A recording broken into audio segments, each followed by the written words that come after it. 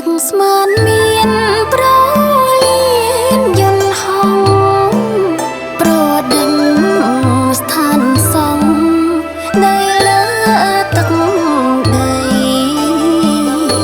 កណ្ដាលតាកែវភូមិសាំង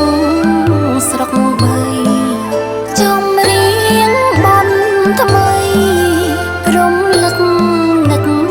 គុណថ្វាន់ថ្វាយបង្គំព្រះរតនត្រ័យអញ្ជើញសែបសោយអើយបងទាំងព្រមតាមឹង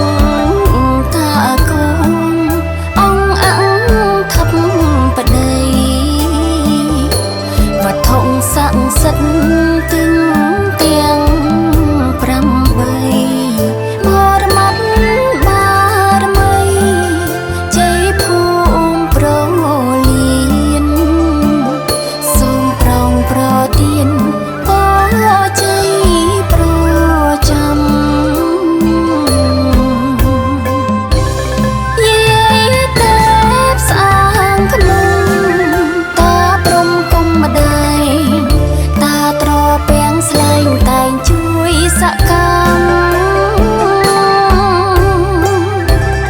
កុំពង